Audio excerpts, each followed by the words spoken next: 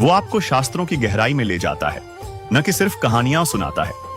तो पूर्ण गुरु को परखने का समाधान भी कबीर परमेश्वर की अमरवाणी यानी सूक्ष्म वेद तथा पवित्र श्रीमद् भगवद गीता में विद्यमान है। क्या बताया है कि ये एक संसार रूपी उल्टा लटका हुआ वृक्ष समझो, पूरा विश्व सब ब्रह्मांडों समेत, और जिसकी ऊपर को जड़ है, नीचे को तीनों गुण रूपी शाखा है। श्रीमद् भगवद गीता अध्याय नंबर 15 के श्लोक नंबर 1 से लेकर 4 में ये स्पष्ट किया है। इस उल्टे लटके हुए संसार रूपी वृक्ष की जानकारी दी है। अब आपको ये उल्टा लटका हुआ संसार रूपी वृक्ष दिखाते हैं, फिर आसानी से जो दास सब सदग्रंथों से रूबरू करने जा रहा है, आपको आसानी से समझ जाएंगे। देखिएगा, ये समझो एक संसार रूपी वृक्ष है पूरा।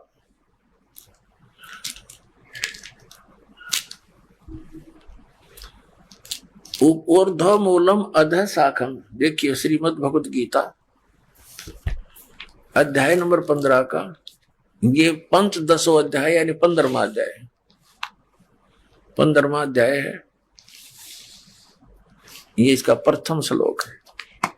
इसमें कहा कि ऊर्ध्व मूलम अधः शाखम अश्वत्थम प्राहु अव्यम छंदासी यस्य पर्णानि ये तम वेद स वेदवित्। ऊर्ध्व मूलम इसका अर्थ है कि ऊपर को जड़ और नीचे को शाखा। अधः माने नीचे होता है, ये भ्रमित है, इन्होंने गलत कर दिया। अधः माने ब्रह्मा रूप मुख्य शाखा वाले, नहीं। ये दूसरा अध्याय में 15वें अध्याय के दूसरे श्लोक में 2 बार अधः है, अधः अधः। इसका अनुवाद इन्होंने इसके अगले पृष्ठ पे किया है। अधः माने नीचे, अधः माने नीचे, अधः माने नीचे, ऊर्ध्व माने ऊपर, अधः माने नीचे, अधः माने नीचे। तो हम यहां इसको शुद्ध कर लेंगे, इन्होंने गड़बड़ कर दी थोड़ी सी, ये बेईमानी करके जान के समझ में ना आई। अब हम फिर 15वें अध्याय के प्रथम मंत्र में फिर आगे हैं। ऊर्ध्व मूलम ऊपर को जड़ और अधः शाखम नीचे को शाखा वाला, अश्वत्थम प्राहु अव्यम ये संसार रूपी पीपल का अविनाशी वृक्ष कहा है। छंदासी यस्य पर्णानि इसके जो पत्ते आदि जो हैं, इसके छंद हैं, विभाग हैं, पार्ट हैं। ये तम वेद उन सभी भागों को जो जानता है, तम उन उस अज्ञान अंधकार में छपे हुए उन सब विभागों को जानता है। स वेदवित वह वेद के तात्पर्य को जानने वाला है, अर्थात वो तत्वदर्शी संत है। ये देखिएगा, आदि पुरुष परमेश्वर रूप मूल वाले, ये भाव कहने का ये है कि ऊपर को जो जड़ है ये वाली, ये ऊपर को जो जड़ है ये तो समझो ऊर्ध्व मूलम तो है आदि पुरुष परमेश्वर यानी परम अक्षर ब्रह्म, ये तो है वो सच्चिदानंद घर ब्रह्म समझो, ये जड़े तो। और ये तना अक्षर पुरुष, ये परम अक्षर पुरुष, ये तना अक्षर पुरुष। ये देखिएगा, ये पूर्ण ब्रह्म कहो, परमेश्वर कहो, परम अक्षर ब्रह्म कहो या सच्चिदानंद घन ब्रह्म कहो, ये जड़े हैं। जैसे ये जड़, ओनली जड़, और फिर इसके बाहर जो जमीन से बाहर दिखाई देता है इसको पेड़ बोलते हैं। गीता ज्ञान दाता ने केवल इतना ही कहा कि ऊर्ध्व मूलम ऊपर को जड़ और नीचे को शाखा वाला, ये संसार रूपी पीपल का वृक्ष कहा है। और जो संत इसके सभी छंद यानी विभागों को जानता है, स वेदवित वो तत्वदर्शी संत है। परमेश्वर कबीर जी ने 600 वर्ष पहले आकर कहा था, तत्वदर्शी संत की भूमिका बताई थी अपने सच्चिदानंद घन ब्रह्म की वाणी में, अपने मुख कमल से बोलकर। वो ऐसी ही लीला करता है, वेद भी प्रमाण देते। 600 वर्ष पहले लगभग परमात्मा ने बताया था कि अक्षर पुरुष एक पेड़ है जो जमीन से बाहर दिखाई देता, उसको वृक्ष बोलते।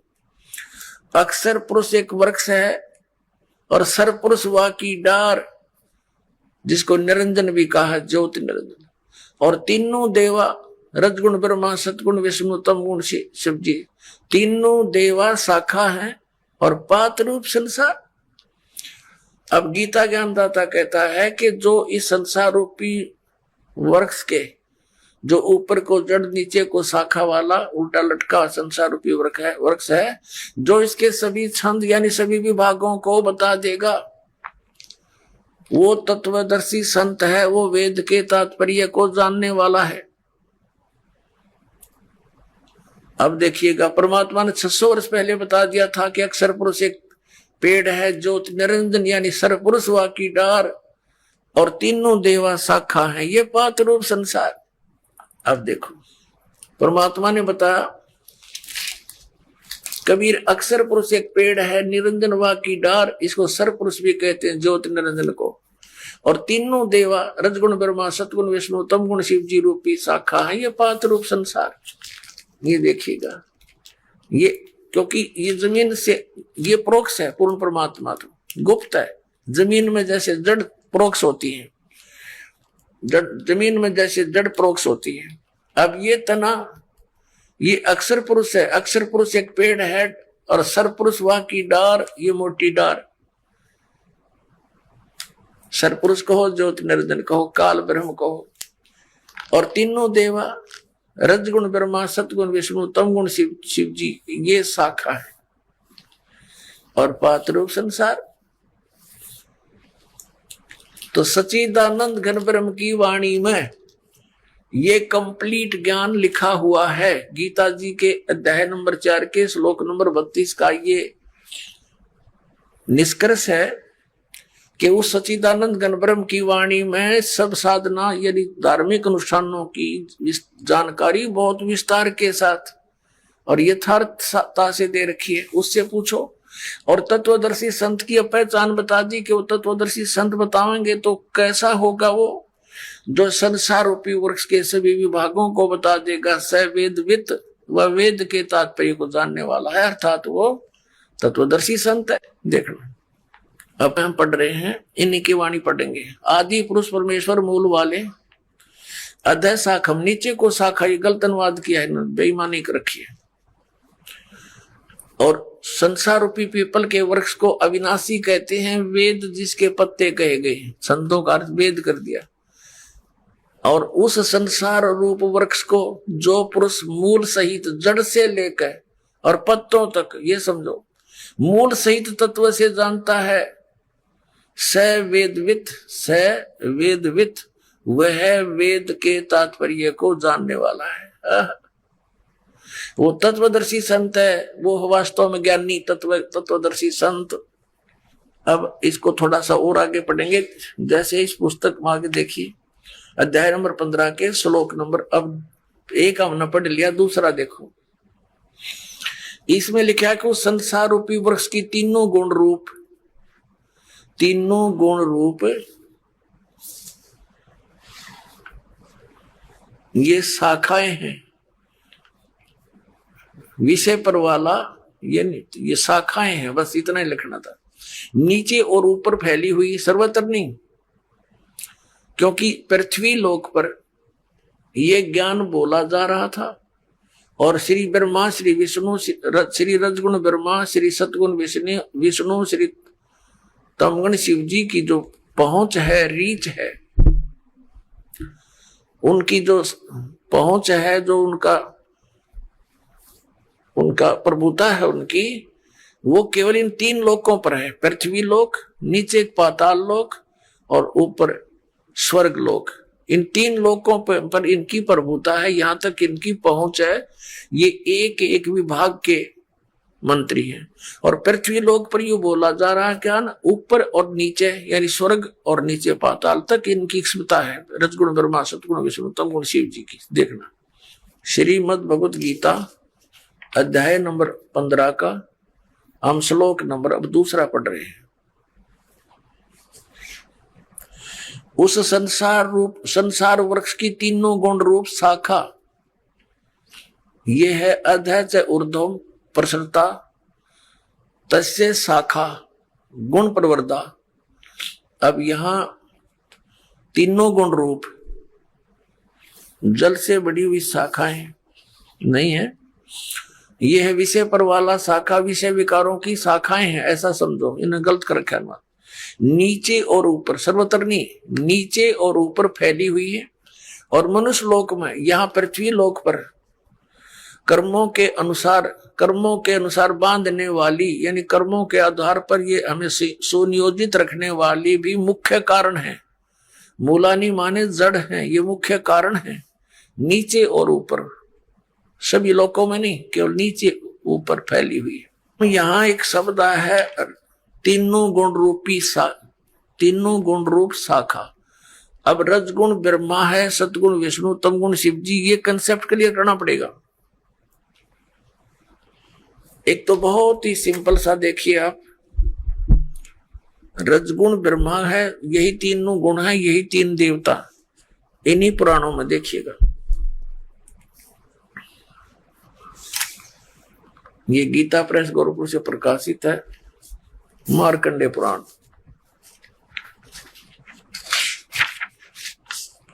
ये वही मार्कंडे पुराण है, सचित्र मोटा टाइप। अब ये कहां से छपी है, यहां से देखना। प्रकाशक एवं मुद्रक हैं गीता प्रेस गोरखपुर, गोविंद भवन कार्यालय, कोलकाता का संस्थान। ये इनके फैक्स और फोन नंबर है। इसके 123 नंबर पर आपको दिखाते हैं। संक्षिप्त मार्कंडे पुराण 122 पृष्ठ से शुरू करेंगे। ये मार्कंडे जी बोल रहे हैं, मार्कंडे जी अपना ज्ञान बता रहे हैं, इसके सामने आ जाते हैं। यहां रजोगुण प्रधान ब्रह्मा, तमोगुण प्रधान रुद्र और सत्व प्रधान श्री विश्वपालक विष्णु है। यही तीन देवता हैं और यही तीन गुण हैं। यही तीन देवता हैं, रजगुण ब्रह्मा, सतगुण विष्णु, तमगुण शिव जी। और यही तीन देवता कहो चाहे इनको तीन गुण कहो। हुआ कंसेप्ट क्लियर? वैसे तो बुद्धिमान को कहते हैं संकेत बहुत होता है, लेकिन फिर भी ये बहुत गहरी जड़ें हैं इस अज्ञान की हमारे अंदर, और प्रमाण देते हैं। देखिएगा, ये है श्रीमद् देवी भागवत हिंदी टीका सहित भाग 1। ये कहां से प्रकाशित है? ये है अथ देवी भागवतम भाषा सभाष्टिकम समातम, खेमरा श्री कृष्ण दास प्रकाशन, मुंबई 4। अब यहां देखना, इसमें संस्कृत भी साथ है, बहुत कमाल है।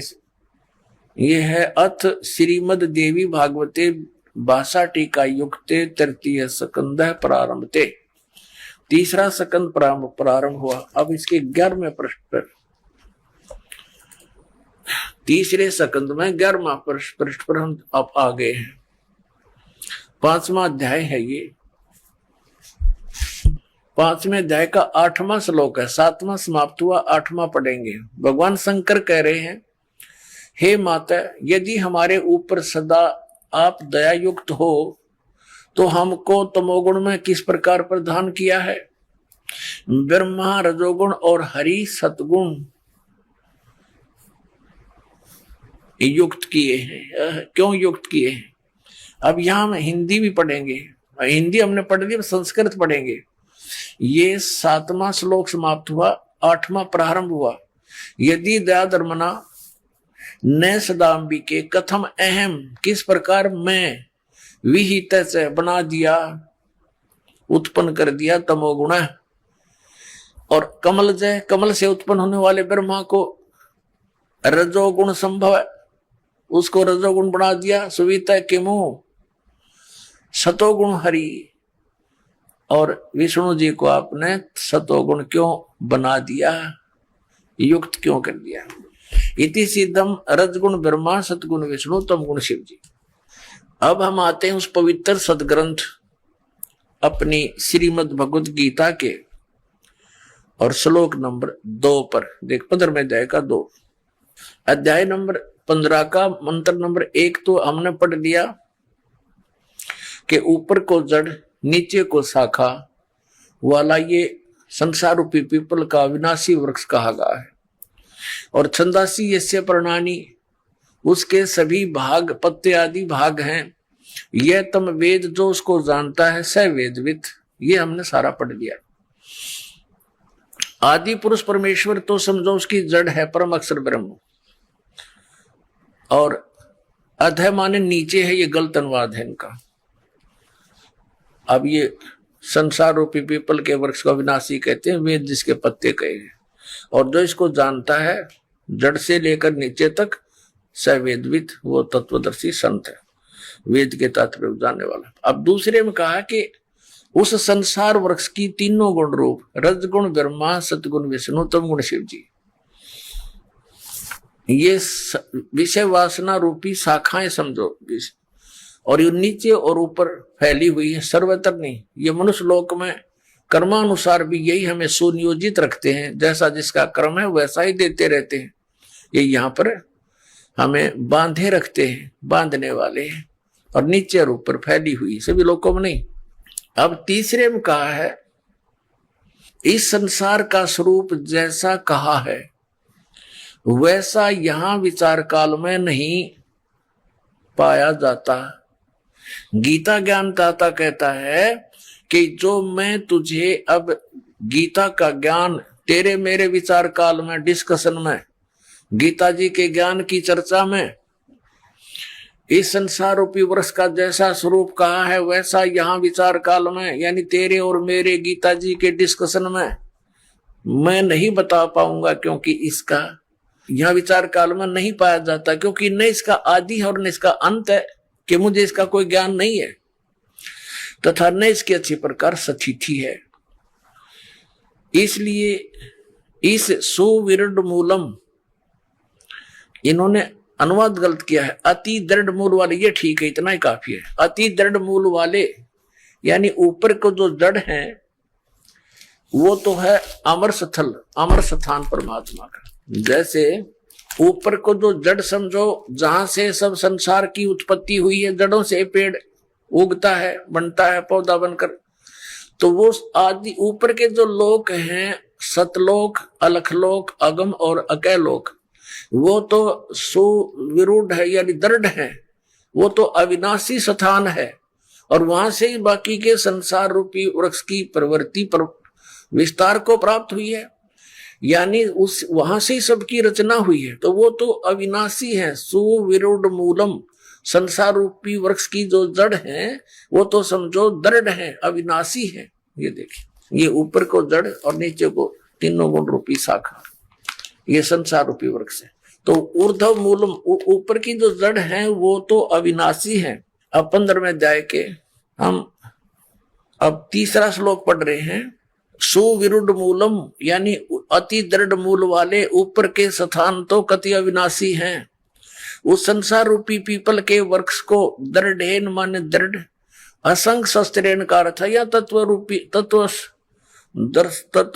ज्ञान रूपी शस्त्र के द्वारा काट कर, इन्होंने वैराग रूप शस्त्र बना दिया इसका, उस क्योंकि तत्व ज्ञान की बात चल रही है, तत्व ज्ञान रूपी शस्त्र द्वारा काट कर, अर्थात उसको अच्छी तरह उस तत्वदर्शी संत से तत्व ज्ञान प्राप्त करके और इसको अच्छी तरह समझकर उसके पश्चात परमेश्वर के उस परम पद की खोज करनी चाहिए। देखना 15वें अध्याय के 4थे श्लोक में, तीसरा हमने पढ़ लिया, अब 4थे पर आ गए। यहां इसका अनुवाद है 4थे। उसके पश्चात यानी तत्वदर्शी संत से प्राप्त ज्ञान के आधार से, उस तत्व ज्ञान के आधार से उसके पश्चात उस परम पद परमेश्वर को भली भांति खोजना चाहिए, जिसमें गए हुए साधक यानी फिर लौटकर संसार में नहीं आते, और जिस परमेश्वर से इस पुरातन यानी पुराने संसार रूपी वृक्ष की प्रवृत्ति विस्तार को प्राप्त हुई है, यानी जिस परमात्मा ने सब ब्रह्मांडों की रचना की है, उसी आदि पुरुष नारायण के, परम अक्षर ब्रह्म के, सचिदानंद घन ब्रह्म की मैं शरण हूं, इस प्रकार दृढ़ निश्चय करके परमेश्वर का मनन और निधिध्यासन करना चाहिए। परपदे माने उसकी पूजा करनी चाहिए। अब श्रीमद् भगवत गीता जी अध्याय नंबर 15 के श्लोक नंबर 1 से 4 में ये स्पष्ट हो गया। एक तो तत्वदर्शी संत कौन होगा जो ये विभाग बता देगा संसार रूपी वृक्ष की कौन कौन से पार्ट हैं, और फिर बताया उसके पश्चात परमेश्वर के उस परम पद की खोज करनी चाहिए जहां जाने के बाद साधक फिर लौटकर कभी संसार में नहीं आते।